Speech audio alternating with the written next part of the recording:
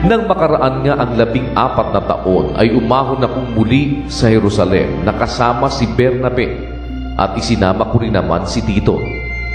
At ako'y umahon dahil sa pahayag at isinaysay ko sa harapan nila ang ebanghelyo na aking ipinangangaral sa gitna ng mga hentil, datapwat sa harapan ng mga may dangal ay sa lihim, baka sa anumang paraan ako'y tatakbo o tumakbo ng walang kabuluhan. Datapot maging si Tito man na kasama ko, bagamat Griego, ay hindi napilit na patuli.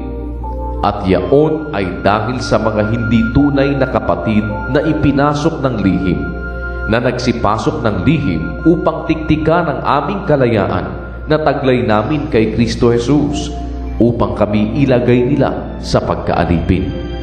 Sa mga yaon ay hindi kami napahinuhod na supilin kami kahit isang oras upang ang katotohanan ng ebanghelyo ay manatili sa inyo. Datapwat ang mga wari may dangal ng kaunti, maging anuman sila, ay walang anuman sa akin. Ang Diyos ay hindi tumatanggap ng anyo ni numan.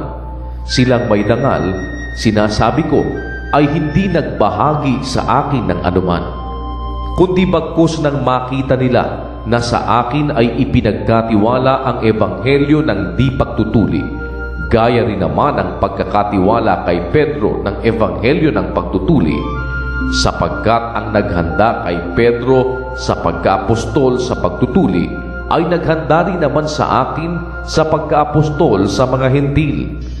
At nang makita nila ang biyayang sa akin ay ipinagkaloob, ang mga kanang kamay ng pakikisama ay ibinigay sa akin at kay Bernabe ni Santiago at ni Cephas at ni Juan, sila na mga inaaring haligi upang kami ay magsiparoon sa mga hentil at sila'y sa pagtutuli. Ang kanila lamang hinihiling ay aming alalahanin ang mga dukha, na ang bagay ring ito'y aking pinagsisikapang gawin.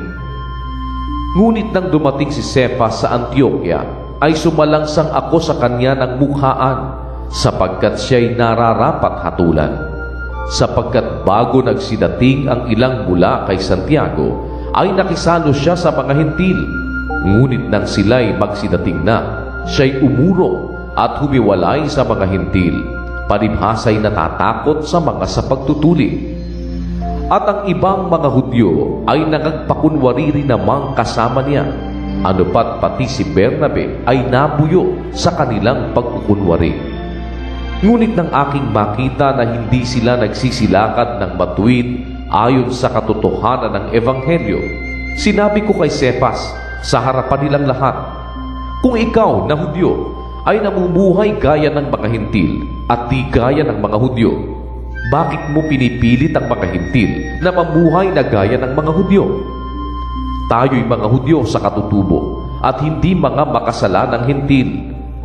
Bagamat naaalaman na ang tao ay hindi inaaring ganap sa mga gawang ayon sa kautusan, maliban na sa pamamagitan ng pananampalataya kay Hesukristo, tayo rin ay nagsisampalataya kay Kristo Jesus upang tayo'y ariing ganap sa pamamagitan ng pananampalataya kay Kristo, at hindi dahil sa mga gawang ayon sa kautusan, sapagkat sa mga gawang ayon sa kautusan ay hindi aariing ganap ang sinumang laman.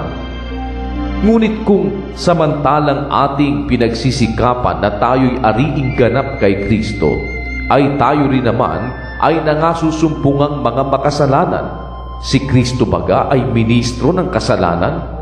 Huwag nawang mangyari. Kung akin ngang muling itayo ang mga bagay na aking sinira, sa aking sarili ay pinatutunayan ko na ako'y suwail. Sapagkat ako sa pamamagitan ng kautusan ay namatay, sa kautusan upang ako'y mabuhay sa Diyos.